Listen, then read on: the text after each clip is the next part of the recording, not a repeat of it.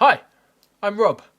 Since September, and really since the start of my media education back in GCSEs, I'd been building towards a final piece of media to summarise my time in media education.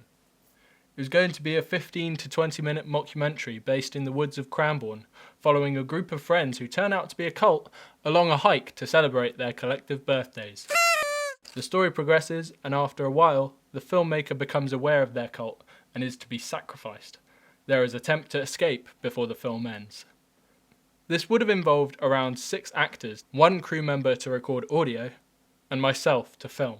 As you can guess, along with my summer plans, the coronavirus lockdown completely fucked this idea. My project changed into telling the story of how Benny, the cult leader, began his belief into these forest gods and demons.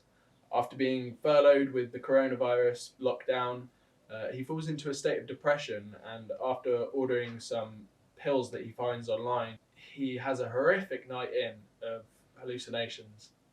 When he wakes in the morning, however, he is a new man with a new outlook on life, just happy to be alive and sane. I think it's great that this film highlights a struggle that a lot of people in Britain are going through at the moment. Topical short films are always more meaningful and tend to gain more success. I guess if I had to highlight a unique selling point to my project, it would definitely be the short timescale this was produced in. When I was first told about the lockdown, the 3 years I've spent at university flashed before my eyes, and near instantly, life lost all meaning. Okay, I'm over-dramatising that, but it did kill my motivation for the project. Having the safety net introduced calmed me a small amount, but not long after that, it was put in our media group chat that if you hadn't managed to film anything prior to lockdown, all that you would be required to submit was 1,500 words on why coronavirus stopped your FMP. No script needed, no portfolio on how far along you were, just 1,500 words on why and how it stopped the process. And because this apparently came straight from Jamie and Roy, I took it as true. On the 22nd of May, I checked my emails to find a message from Jamie defining the FMP submission. Of course, including a media artifact.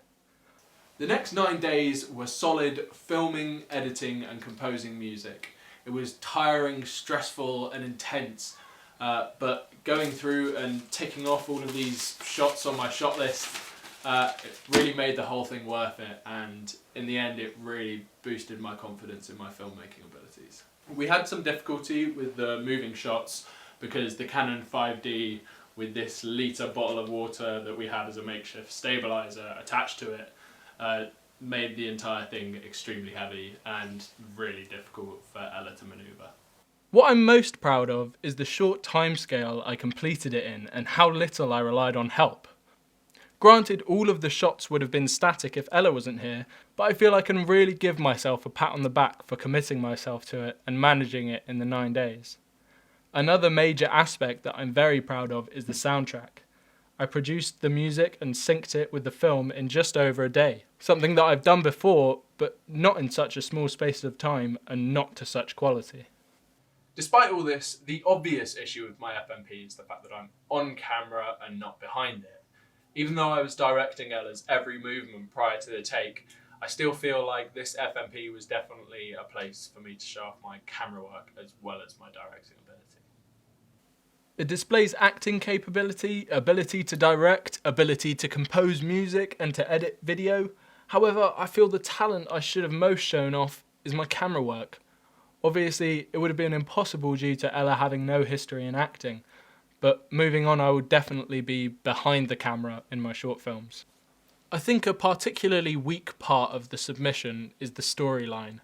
Given more time than a morning to come up with the story, I could have expanded upon it a lot more and made it easier to follow. I feel because of this, the ending seems rushed and doesn't make as much sense as I'd liked. Given more time, I could have possibly come up with something to better display his change. I think the obvious choice for least convincing scene would be me being shot.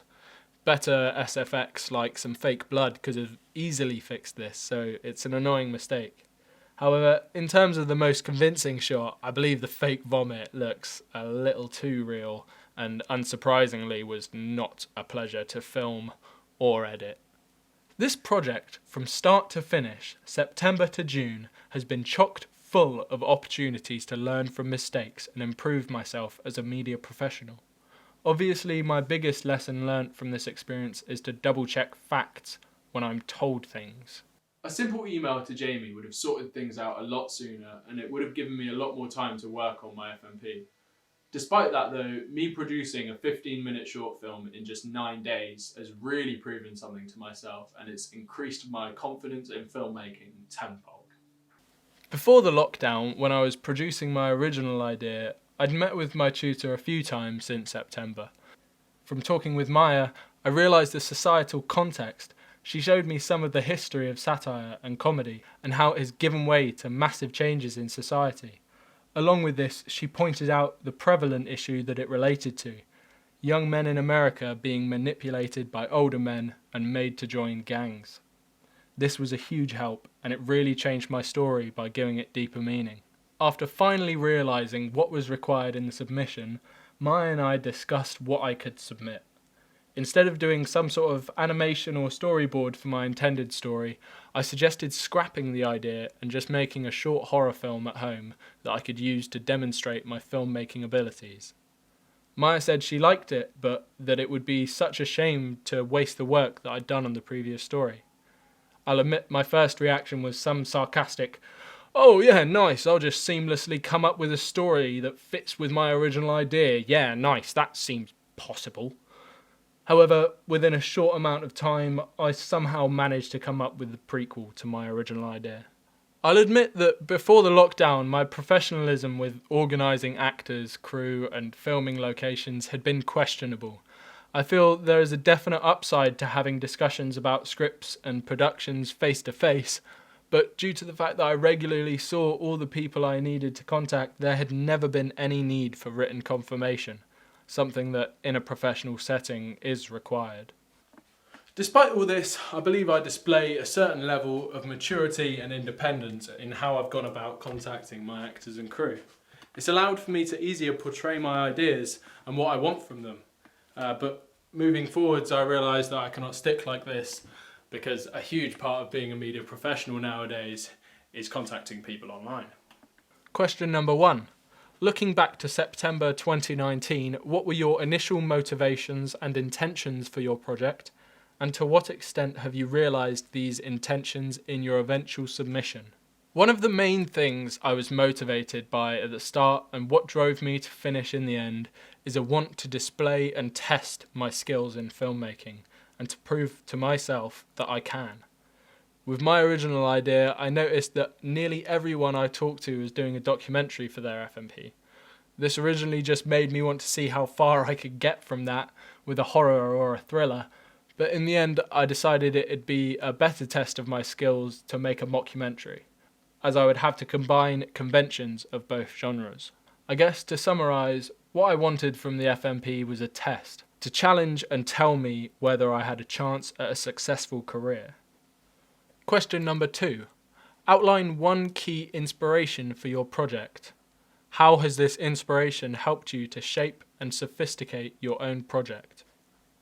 The most prolific inspiration behind the film originally was the films Creep and Creep 2, which I talked about in my portfolio. Those inspirations I took, however, were for the general feel of the intended project and how Benny acts in the original idea. For my final submission, I'm not entirely sure of an exact inspiration. I mean, I'm sure there's some definite Day of the Triffids in there. But overall, I think I've just amalgamated ideas and filming techniques used in various music videos and TV dramas I've watched over the years. I feel it would be impossible, given the short space of time it was created in, to give a direct inspiration for the film, as it was so off the top of the head. Question number 3. How is your project designed to make an audience feel? How have you used technique to help create this feeling?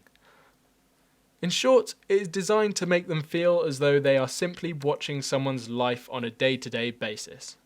Apart from during the trip, from the moment the phone argument is cut off by hallucinations to the point where he wakes from the bath, the film is meant to draw you into his emotions and attempts to work out what is going on. A specific part I can say that was designed to make the audience feel something is the ringing before the end of the phone conversation here. The ringing grows louder and more intense. The intended effect is to make the audience feel as though it builds up just too much to bear in the last second or so, to give them a feeling of unease and fear, similar to the feeling experienced by Benny when he looks out and first witnesses a forest demon. This leads to a gap of silence, perfectly setting up the jump scare. Despite the self-inflicted challenge of having to complete this FMP in 9 days, I've thoroughly enjoyed the process. The feedback I've received from uploading it to Facebook and the near 50 likes I've received has seriously boosted my confidence for my future in filmmaking. Having to complete this FMP